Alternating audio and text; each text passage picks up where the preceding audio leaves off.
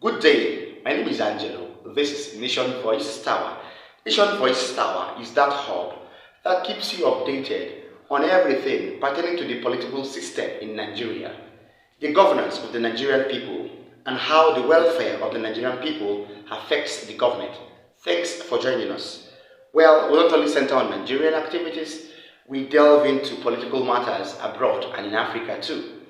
Now, the Betta Edu scandal and the Farouk Umaru scandal has overwhelmed the political space in Nigeria.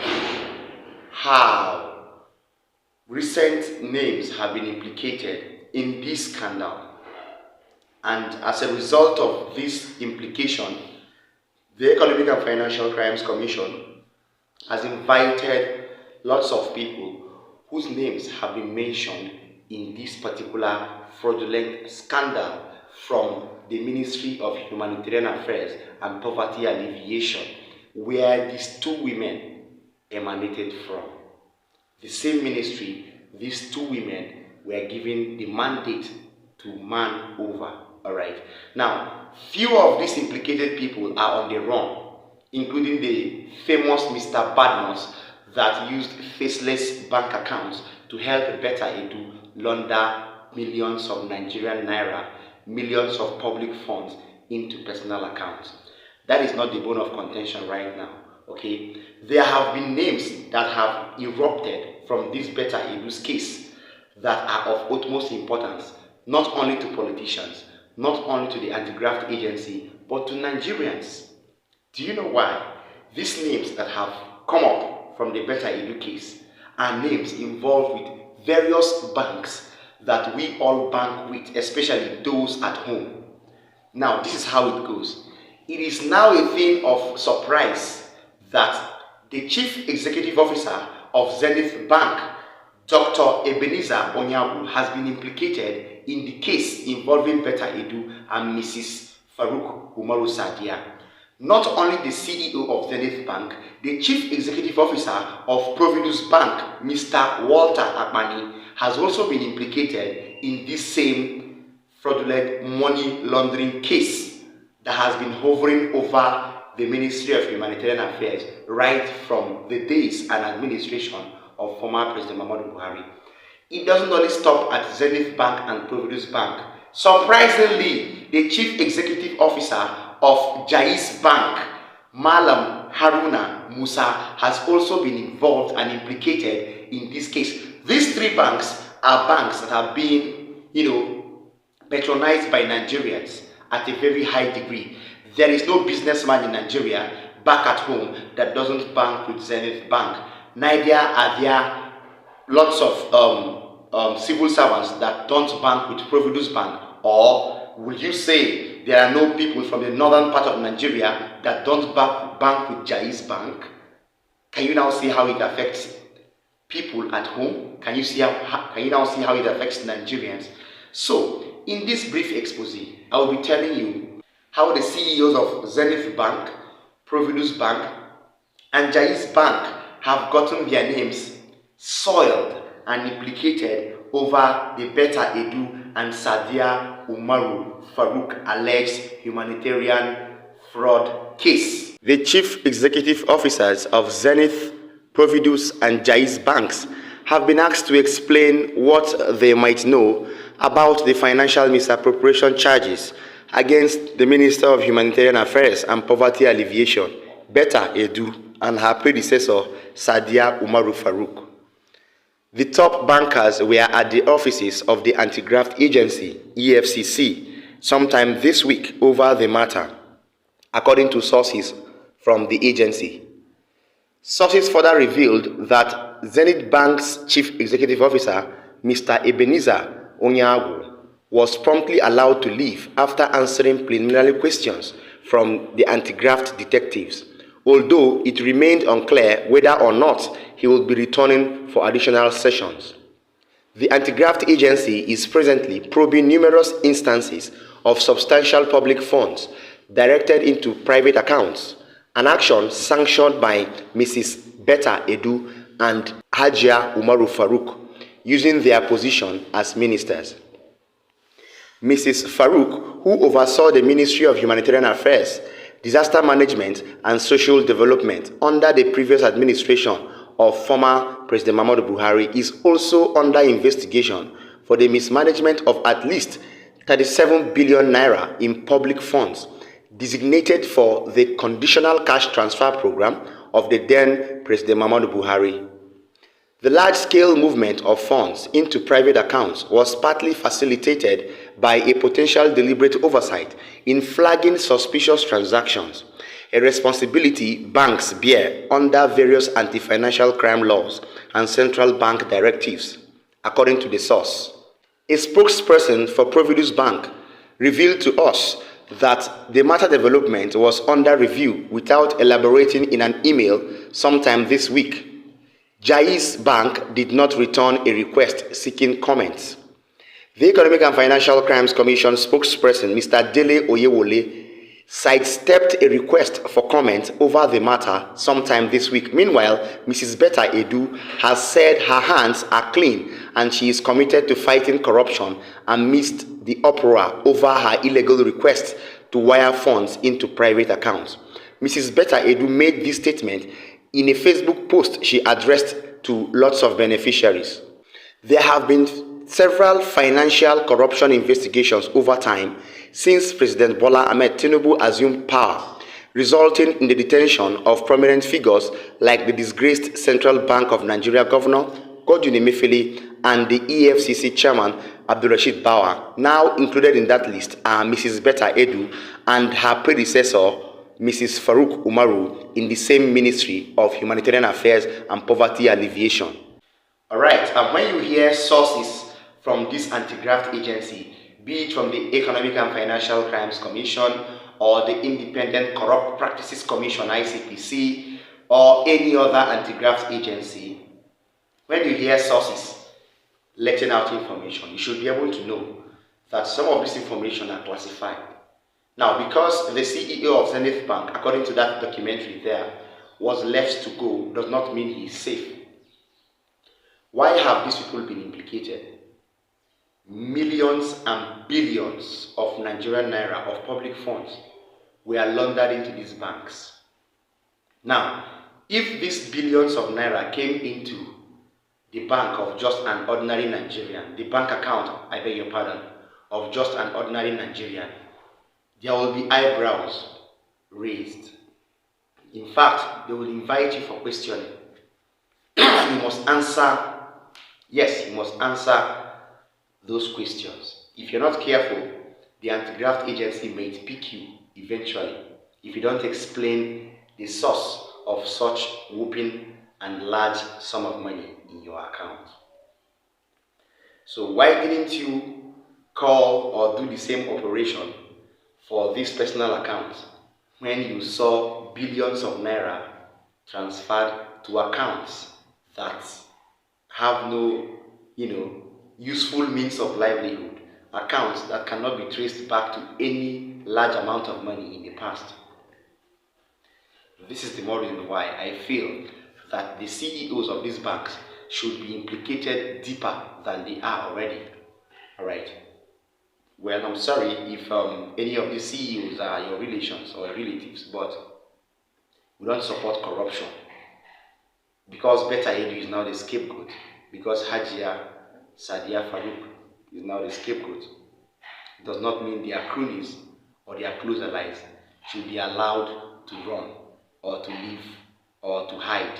Okay, so we would implicate everybody that is involved in this, right from the account owner, the bank owner, the operational manager of that bank where those transactions were carried out, those who have knowledge of this money, including the present Minister of Interior. Okay, so these people should have questions to answer.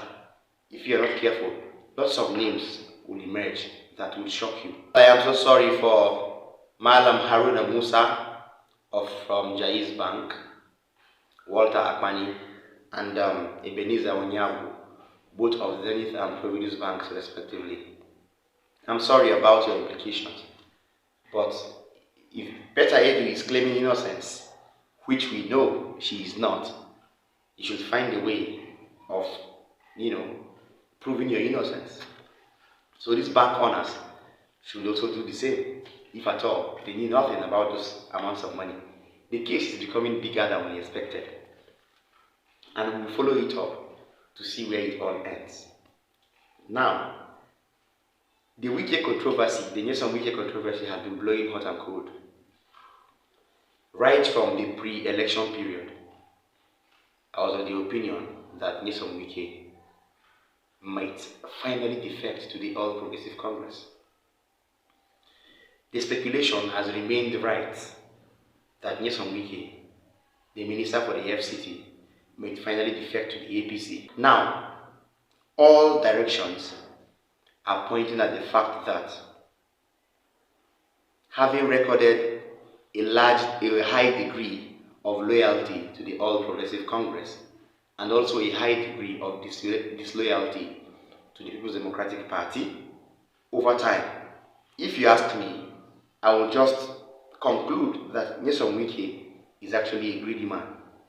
Yes, but I will not rule out the possibility of Nyesom Wike defecting to the All Progressive Congress, even not now, in the near future. Talking about this and giving us a wide range of analysis, I have Mrs. Obi Ndukwe. Mrs. Obi Ndukwe is a publisher with the Beam newspaper. I think she has better information and deeper analysis to give on the speculated defection of Nyesom Wike. In politics, you expect anything. That's the truth of the matter. The speculations have been right that the minister is going to defect to the APC, and of course, if that's going to happen, definitely he has to go through the proper channel, which is to meet with the leadership of the party in the state. But he has not come out to say he's defecting, but everybody believes that the moves he's been making lately shows that he intends to move. But with the situation in the state right now, it would be funny for you to bring in a governor and leave him in a party and go to another party where probably it's only your interest, as in you are minister and you're working with the president. I'm not sure he was given the conditions that he needs to move to APC. Otherwise, he probably would have done that before he got that appointment. But maybe he has also looked at the situation of PDP and then thinks that the best thing to do is just to move. But like he said, Victor Giadom is his friend. They never stopped talking, even while Victor was, I mean, they were all on different paths, but they never stopped talking. Yeah. But Victor was fighting for power for his own party, while he too was fighting for power.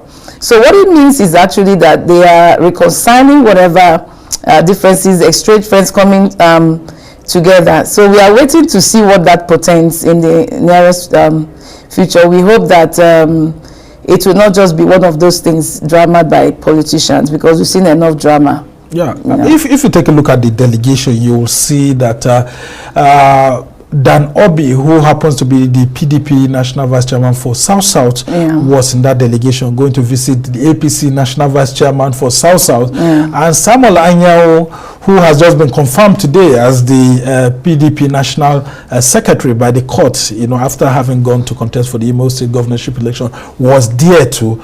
And some of these people, and this looks like a very powerful delegation.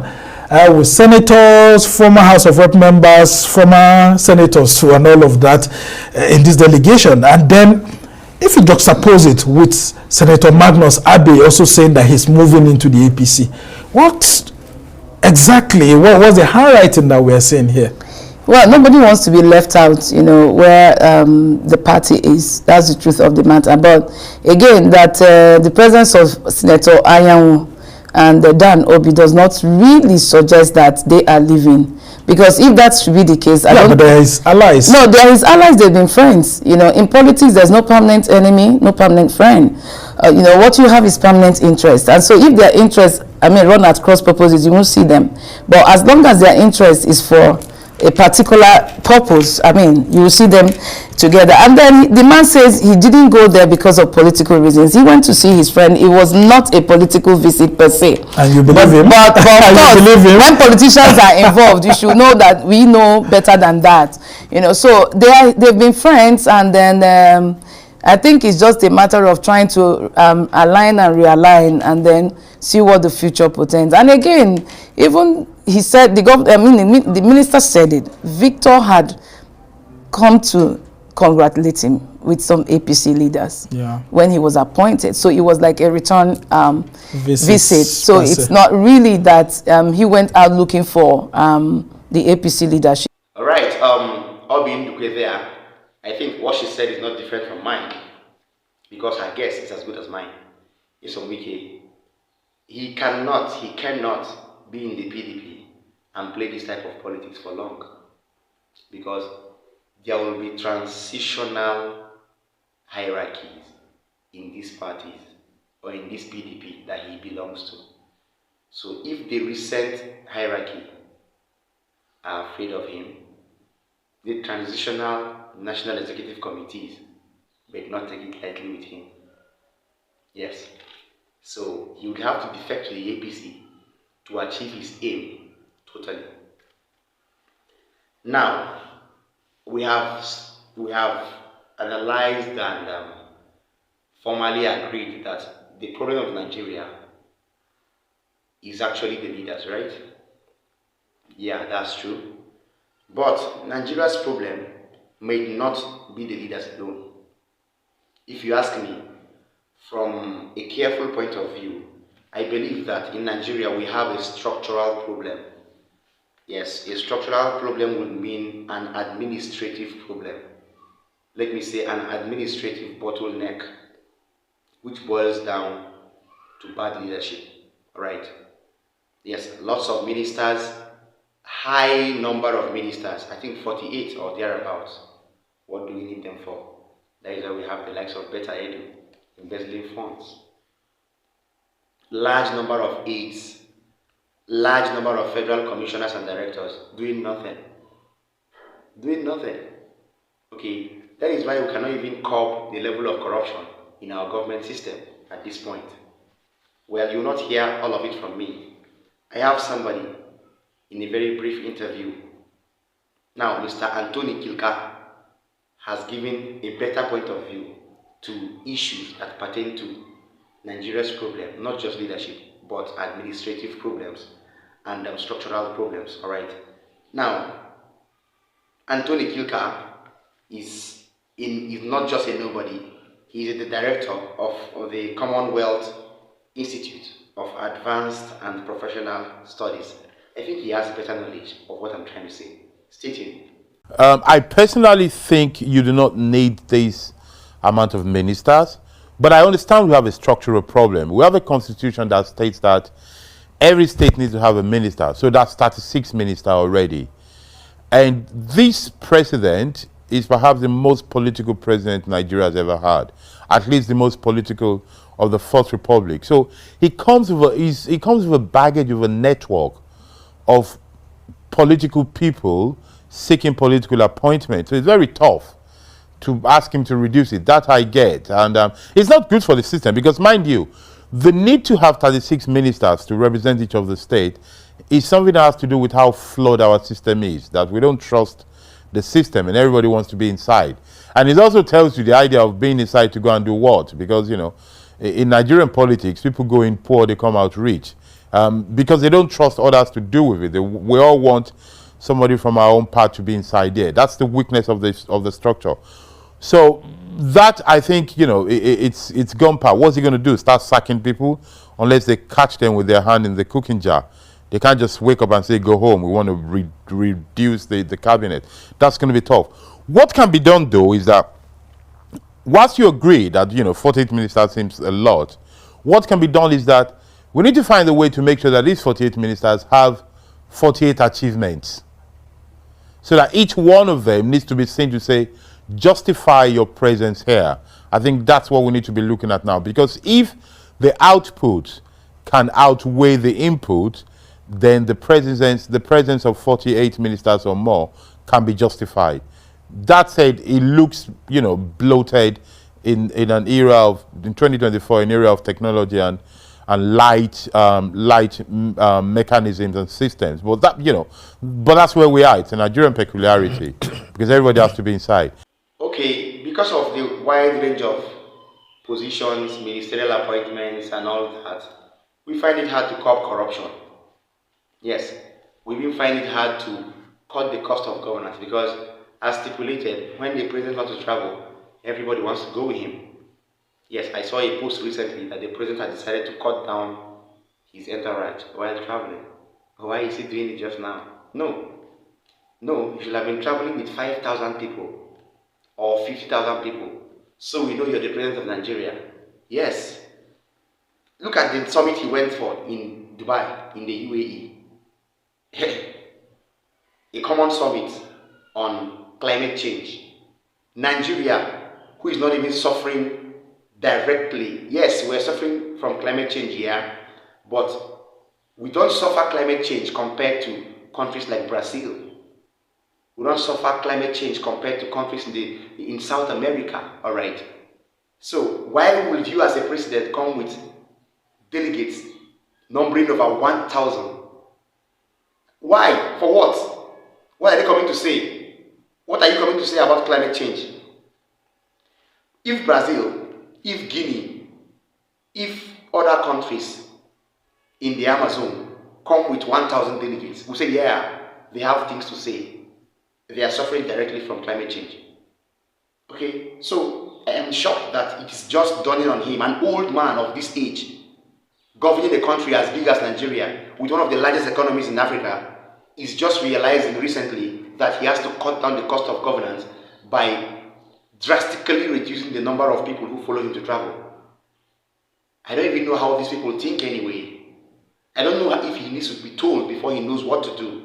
This is the kind of person we were trying to vote into office. Thank God, I can say categorically, thank God that we didn't vote him into office. He grabbed power and stole power. Yes, I will continue to call him out until the day he finds his senses right. If he finds it somewhere in the sickbed, that is his own. Alright, because at this point in time, I think we have to take it by storm. Bola Ahmed Tinubu has involved himself in a high degree of political malfeasance that we can't even talk about right now. Alright, his ministers are messing up here and there. His directors are messing up, eating up money the way they want, and he keep on telling us things will be fine, together with his vice president, Kashim Shettima. These things are unheard of, alright? Just seems like we've left our government for little children to man, alright? We'll continue to call them out until the right things are done.